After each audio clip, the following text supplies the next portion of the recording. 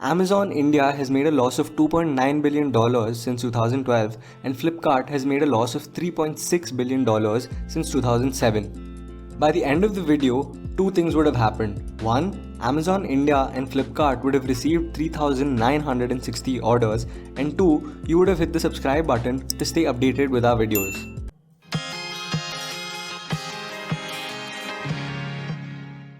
Isn't it funny how big companies like Amazon and Flipkart have been pumping billions of dollars into their operations in India, although they've been making losses since the very beginning?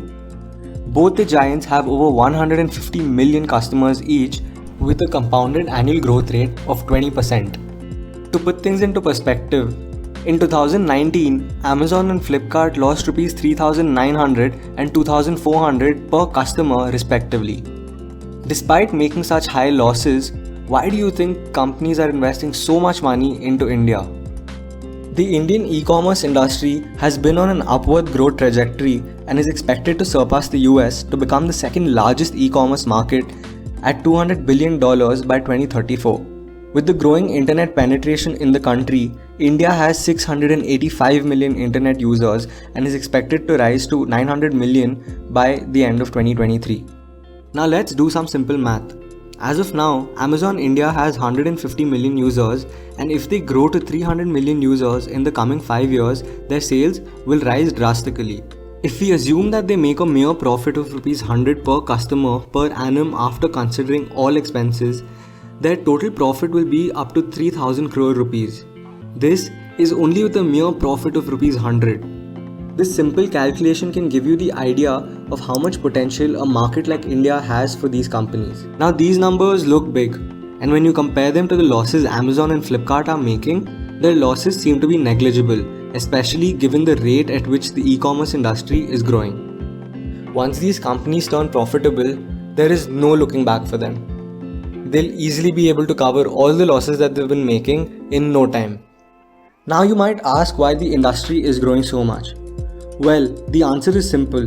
Both companies are trying to gain a larger market share in India, and in order to do that, they are using the concept of price penetration, which means products are priced at the lowest possible level to gain a larger customer base.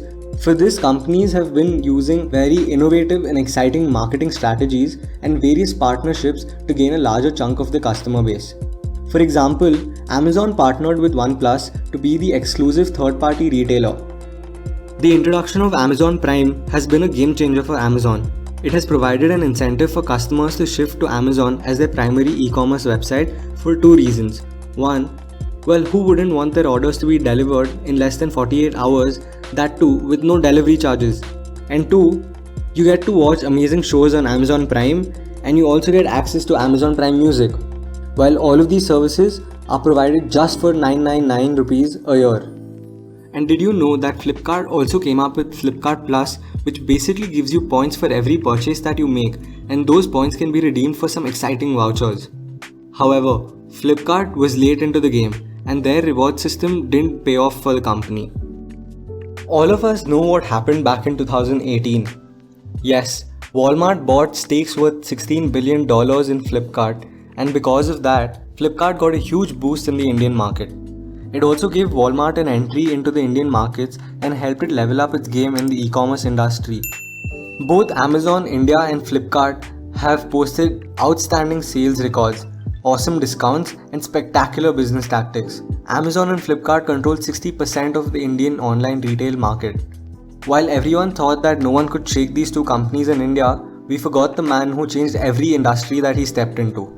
You got it right. We are talking about Mukesh Ambani. He is going to enter the online retail market space with JioMart post the $5.7 billion deal between Reliance Jio and Facebook. To know more about this deal, click on the card above or the link in the description. JioMart is a platform which will connect customers to the nearest local retail stores. Now let me tell you, with the cost of operations in tier 2 cities being low, most of India's e-commerce growth is going to come from there.